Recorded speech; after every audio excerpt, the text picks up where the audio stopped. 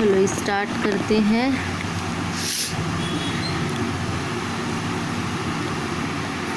अनार्थिक गैर आर्थिक बाह्य वातावरण से करने वाले ज्ञापन है ना।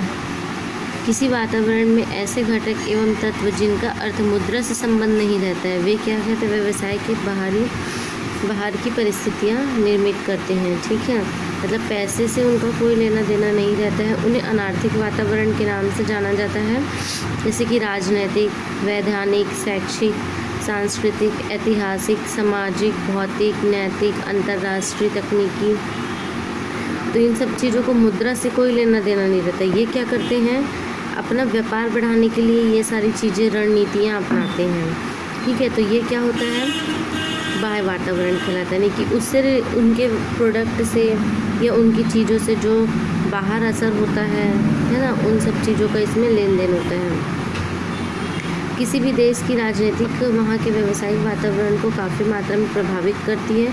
देश की समस्त व्यवस्था, बागडोर संचालन, नीति निर्माण, योजना, जन कल्याण आदि के संबंध में समस्त सब कुछ जो है वो राजनीति पर ही निर्भर होता है। अच्छी व स्थायी राजनीतिक व्यवस्था से राष्ट्र का विकास होता है, सुख शांति समृद्धि एवं स्थिति निर्मित होती है, जबकि अस्थायी राजनीति कभी भी राष्ट्र को अच्छा वातावरण नहीं दे सकता है। ठीक है भाई, जिस देश की राजनीति अच्छी होगी तो वो देश क्या होगा, एकदम शांतिपूर्ण रहता है। और जिस देश की राजनीति अच्छी नहीं होती वो देश शांतिपूर्ण ढंग से नहीं रहता, वहाँ पर हर बात पे वाद विवाद चलते रहते हैं। ठीक है, एकता होना जरूरी है, और वो किससे होता है, राजनीति से होता है और लोगों की सोच से होता है। फिर सरकार की विचारधारा, अब जो सरकार है वहाँ की, उसकी विचारधारा कैसी है ये भी उस पर डिपेंड करता है। ठीक है, फिर उसके बाद सरकार की नीतियाँ, जो सरकार जो नियम कानून जो बनाती है, उनकी जो नीतियाँ हैं है ना, व्यापार से संबंधित या वहाँ के लोगों से संबंधित, ये उस पर भी डिपेंड करता है। राजनैतिक चंदा, वर्तमान में राजनैतिक चंदा को वैध मान लिया गया है। राजनैतिक चंदा कितना होगा, चंदा पर नीतियों का क्या प्रभाव पड़ेगा, आदि सभी घटकों से व्यवसाय का वातावरण या व्यवसाय की परिस्थितियाँ प्रभावित होती है। ठीक है, मतलब कि जो नेताओं से जो वो लोग लेते हैं ना, पैसे वगैरह ऐडते हैं एक छोटा सा ऐड वगैरह के लिए या कुछ चीज़ के लिए, है ना, तो जो नेता लोग उनको जो पैसे देते हैं वो उन सब चीज़ों के अंतर्गत आ जाता है। राजनीतिक स्थिति, यानी कि वहाँ की राजनीतिक स्थिति कैसी है, लोगों के बीच में आपसी मतभेद तो नहीं है ना, तनाव की स्थिति तो नहीं है, तो ये सारी चीज़ें आती है। फिर राष्ट्रीय सुरक्षा, अब देश की सुरक्षा भी बहुत ज़रूरी है, तो ये उसके अंतर्गत भी आ जाएगा। हमारा देश जितना ज़्यादा सुरक्षित रहेगा, वहाँ के लोग उतने ही धनी और संपन्न रहेंगे, तो वो व्यापार भी बहुत अच्छा चलेगा। ब्यूरोक्रेसी सोच, ब्यूरोक्रेसी के अंतर्गत देश के उच्च स्तर पर पदस्थ अधिकारी होते हैं जो राजनीतिक व सरकार को सलाह देते हैं। इनका स्वभाव जैसा होगा, राजनीति भी उसी ओर झुकने लगती है, चूँकि उच्च स्तरीय अधिकारी व दीर्घकाल तक कार्य करते हैं, अतः राजनेता भी इनकी बातों को पूर्ण नकार नहीं पाते हैं। मतलब इन सब से ऊपर भी क्या होता है, एक व्यक्ति होता है जो इन सबको चलाता है, तो वो जैसा ऑर्डर देगा इनको वैसे ही झुकना पड़ेगा। फिर विदेशी नीति, तो विदेश नीति यानी कि किसी देश की विदेशी नीति भी वहाँ के वातावरण को प्रभावित करती, मतलब उनका विदेशों के साथ कैसा संबंध है, क्या है, तो ये इन सब चीज़ों को प्रभावित करती है। ठीक है, फिर राष्ट्रीय संविधान, अब हमारे संविधान के अंतर्गत क्या क्या नियम कानून बनाए गए हैं, ये सारी चीज़ें भी उसमें होती है, और उस संविधान से कोई भी छेड़छाड़ ना करे या नियम कानून ना तोड़े, ये सब उसके अंतर्गत आता है। सामाजिक वातावरण यानी कि जो समाज से रिलेटेड होते हैं, मनुष्यों से रिलेटेड होते हैं, है ना, तो परिवार की संरचना एवं भूमिका, समाज में सबसे मजबूत एवं विश्वास पात्र समूह परिवार होता है, ये सही है ना। यह एक सामाजिक संस्था है, समाज में परिवार एवं एकल या संयुक्त हो सकते हैं। इन परिवारों की संरचना व इसकी भूमिका व्यवसाय गतिविधि को तीव्र गति से प्रभावित करता है। नहीं कि एक अकेला व्यक्ति होगा तो वो एक के हिसाब से लेगा, अगर वहीं पर ही 10 लोग होंगे तो वो 10 के हिसाब से वो चीज़ खरीदेगा, तो उनका व्यापार क्या होगा, बढ़ेगा। अब भी मैं नहीं जाऊंगी ना। मैं समाज में जाति एवं वर्ग व्यवस्था, तो ये जाति वाति से भी रिलेटेड होते हैं, जो जिस जाति धर्म का होता है वो उस हिसाब से वेशभूषा व चीज़ों को अपनाता है, खान पान भी उनका उनके हिसाब से होता है। फिर समाज में संस्थाओं का योगदान, इनकी अलग अलग संस्थाएं होती हैं जो सामाजिक रूप से काम करती है, सामाजिक रूप से कल्याण करने का कार्य करती है। फिर सामाजिक सोच यानी समाज के लोगों की सोच कैसी, बहुत ऑड है, ऑर्डिनरी है, या फिर आज के युग से है, मतलब ये उनके ऊपर डिपेंड करता है, ठीक है। फिर सामाजिक परंपरा एवं प्रथाएं, तो जो जिस समाज का होता है, जिस जाति धर्म का होता है, वहाँ की परंपरा, वहाँ की प्रथा कैसी होती है, उस हिसाब से वस्तुओं का निर्माण किया जाता है। फिर सामाजिक मूल्य, तो भाई समाज में रहने वाले व्यक्ति का नैतिक और अनैतिक ये दोनों ही मूल्यवान होते हैं, ठीक है। आचरण उनका क्या होना चाहिए, नैतिक होना चाहिए तो मूल्यवान, अनैतिक हो तो अमूल्यवान। तो उनका व्यवहार, व्यवसाय, वातावरण, ये सब चीज़ें उनके लिए मूल्य होती है ना। वो अपना फेम बनाना जानते हैं, अपना स्टेटस बनाना जानते हैं, क्योंकि इन सब चीज़ों को वो क्या समझते हैं, मूल्यवान समझते हैं। फिर उसके बाद है जनता का दायित्व।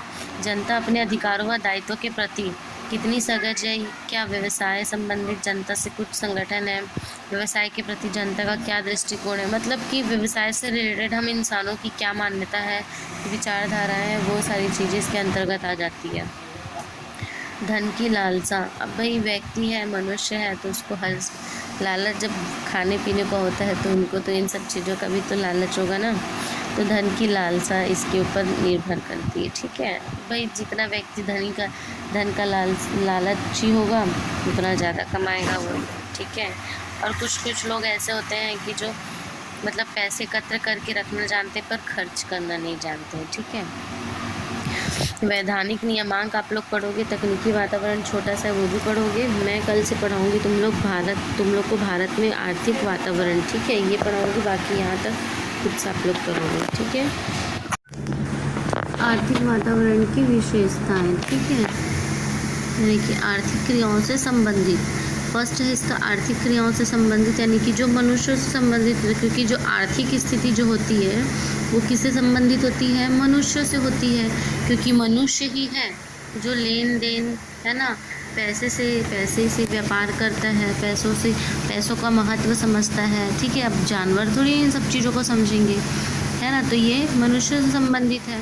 तो इसीलिए उनसे मनुष्य से संबंधित जो भी क्रियाएं होंगी वो सब क्या होगी, आर्थिक क्रियाओं से संबंधित होगी, ठीक है। शॉर्ट में सिर्फ समझा रही हूँ मैं, जो नहीं आएगा वो क्लियर कर लोगे। फिर पर्यावरण से संबंधित, ठीक है। अब पर्यावरण से संबंधित यानी कि अब बहुत सी हमारी आर्थिक स्थिति का प्रभाव किस पर भी पड़ता है, पर्यावरण से भी पड़ता है, ठीक है। जैसे कि यहाँ पर एग्जाम्पल वाइज दिया, भौगोलिक वातावरण, हवा, तूफान, मिट्टी, पानी, खनिज संपदा आदि से आर्थिक क्रियाएं प्रभावित होती है ना। जैसे कि हवा, बहुत ज़्यादा हवा आने पर, तूफान आने पर क्या हो जाता है, घर की छत ढह जाती है, जो कंपनी कारखाने होते हैं उसकी कुछ चीज़ें टूट फूट जाती है, तो उससे क्या हो जाता है, नुकसान होता है, फसलें बर्बाद हो जाती है ना। कहीं पर मिट्टी क्या बोलते हैं, आपदा आ जाती है ना, तो मिट्टी पत्थर गिरने लग जाते हैं कहीं पहाड़ी इलाकों में, है ना, तो वहाँ की फिर आर्थिक स्थिति खराब हो जाना। खनिज संपदा, है ना, यानी कि जो प्रकृति द्वारा जो हमको खनिज मिले हैं, पदार्थ मिले हैं, वो सब कुछ से हमारा अगर बिजनेस चलता है वो अगर समाप्त हो जाए तो उससे प्रभाव पड़ता है ना। फिर सरकार द्वारा संचालन, यानी सरकार की दिशा निर्देश से भी क्या होता है, हमारी आर्थिक स्थिति प्रभावित होती है, ठीक है। जो नियम कानून बनाती है उसका हमको पालन करना पड़ता है, तो कभी कभी होता है कि उससे हमको प्रॉफिट हो जाता है, कभी कभी लॉस हो जाता है। फिर आम जनता से संबंधित, ठीक है। अब लोग जो होते हैं उनकी जो विचारधाराएं हैं, है ना, उनके जो फैशन है, उनकी जो रीति रिवाज है, वो दिन ब दिन क्या होते रहते हैं, बदलते रहते हैं।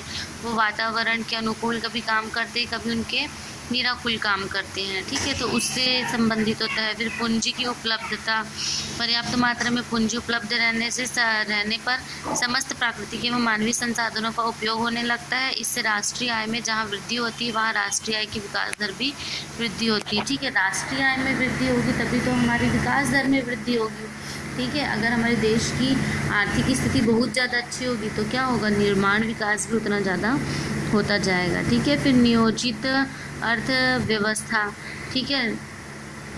कुछ जो राज्य होते हैं या कुछ जो साधन होते हैं वो सरकार के अधिकार के अंतर्गत होते हैं वहाँ के, ठीक है। यहाँ जैसे कि हम छत्तीसगढ़ राज्य में रहते हैं, यहाँ के जितने भी खनिज उत्पादन होंगे वो सब किसके अंतर्गत होंगे, राज्य सरकार के अंतर्गत होंगे, तो ये उनसे संबंधित होती है, ठीक है।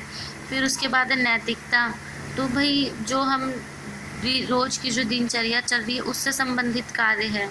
तो जैसे कि वर्तमान समय में अर्थ यानी कि कमाने के लिए नैतिक स्तर का भूल जाना आम बात हो गई है। मतलब कि हम अपनी जो रोज़मर्रा की जो अब खाने पीने के लिए हमको कमाना पड़ेगा, ठीक है। तो उसके लिए हम बहुत से नैतिक यानी कि अच्छा व्यवहार करना, अनैतिक यानी कि गलत व्यवहार करना, तो ये सारी चीज़ें हम भूल जाते हैं इन सब चीज़ों में कभी कभी, ठीक है।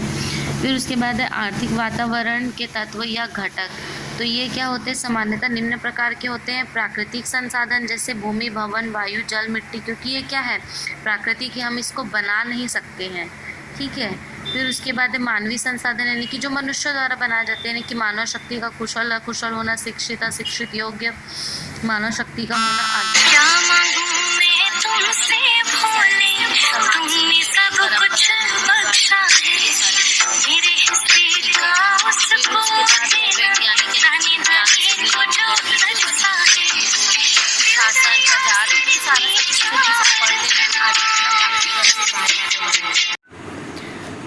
तकनीकी वातावरण जो है ये पंचवर्षीय योजना है।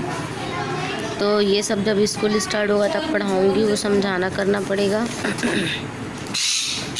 तो नहीं समझ में आ रहा, मैं मारती छो भी तेरे को। ये है बिलाई है। तो ये जितनी भी योजना है ये सब बाद में करेंगे। नई आर्थिक नीति एवं उदारीकरण। भारत के विकास मार्ग में कुल 10 पंचवर्षीय योजनाएं एवं 4 वार्षिक योजनाएं पूरी हो चुकी है।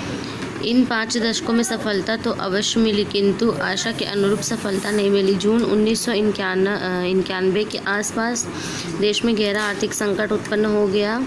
भारतीय अर्थव्यवस्था के अंतर्राष्ट्रीय विश्वास घटने लगा। इसी से सरकार द्वारा जुलाई 1991 में एक नई योजना बनाई गई थी, ठीक है। मतलब जितनी भी जो पंचवर्षीय योजना जो थी ना, 10 तरह की जो 10 योजनाएं बनाई हुई थी, है ना, तो उसमें से सिर्फ 5 काम करी, इसलिए उसको पंचवर्षीय योजना कहते हैं, और बाकी 5 नहीं काम कर पाई, ठीक है। तो उससे रिलेटेड क्या किया गया, एक और योजनाएं बनाई गई, जिसके अंतर्गत क्या है, नियंत्रित व्यवस्था के स्थान पर उदारीकरण नीति को लागू किया जाए, सार्वजनिक क्षेत्र को संकुचित कर निजी क्षेत्र को प्रोत्साहन दिया जाए, फिर विदेशी निवेश को प्रोत्साहित किया जाए, विदेश में निवेश करेंगे, है ना। इन्वेस्टमेंट करने से क्या होता है, पैसे बढ़ते हैं अगर कोई कंपनी लाभ में रहती है तो। फिर उत्पादन की उन्नत तकनीकी विकसित की जाए, कृषि में आधुनिकता लाई जाए, प्रचलित व्यापार नीति, मौद्रिक व राजस्व नीति के आवश्यक परिवर्तन कर दिया जाए, राजकोषीय घाटे को नियंत्रित किया जाए, यानी कि राज्य में जो घाटे हो रहे हैं, जो भी व्यय हो रहे हैं, उन सब चीज़ों को कम किया जाए, ठीक है। तो अब इसके अंतर्गत है नवीन आर्थिक नीति क्या है।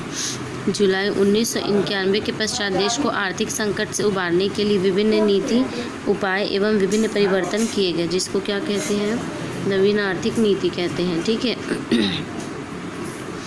तो देखो इसके अंतर्गत क्या क्या है, पूर्व में प्राप्त लाभों को समायोजित करना, यानी कि जो हमारे को जो लाभ प्राप्त होंगे, ठीक है, उसको हानि के रूप में भी समायोजित करना, कि ताकि भविष्य में होने वाली जो घटनाएं हैं, जो हानि, उसको हम क्या कर सके, उसकी भरपाई कर सके। आर्थिक विकास दर को बढ़ाना, उत्पाद की मात्रा एवं स्तर में सुधार करना, उत्पाद के प्रतिस्पर्धात्मक क्षमता विकसित करना, आर्थिक विकास के लिए विश्व के संसाधनों का प्रयोग करना, विक्रय वृद्धि हेतु विश्व स्तर के बाजार को खोलना। तो ये सारी चीज़ें इसके अंतर्गत होनी चाहिए, ठीक है। फिर उसके बाद है मुख्य भाग कौन कौन से हैं, तो नवीन औद्योगिक नीति, ठीक है, यानी कि नई प्रणाली, जो तुम पढ़ लेना, सब सिंपल पॉइंट है ना। नॉर्मल से पॉइंट है, सब कर लोगे तुम लोग, ठीक है। ये पूरा ही कर लेना, और वो पंचवर्षीय योजना को छोड़ देना, वो मैं क्लियर करवाऊंगी जब स्कूल स्टार्ट होगा ना तब, क्योंकि वो थोड़ा डिटेल में अच्छे से समझाना पड़ेगा, हाँ, ठीक है। नवीन आयात निर्यात यानी कि वस्तु जो होते हैं उसको लाने ले जाने से संबंधित कुछ नियम कानून बनाए गए, वो सारे सब कुछ है इसके अंतर्गत, ठीक है। तो देख लेना, कर लेना, फिर बाकी अगर जहाँ पूरा लास्ट तक का करना, सिंपल सही है ये, फिर जो नहीं समझ में आएगा वो मैं क्लियर करा दूँगी, ठीक है। अब इसके बाद ये तो चैप्टर कंप्लीट हो गया। अब इकोनॉमिक्स पढ़ेंगे, इकोनॉमिक्स का फर्स्ट चैप्टर, अब ये का 3 चैप्टर इसके काफ़ी है।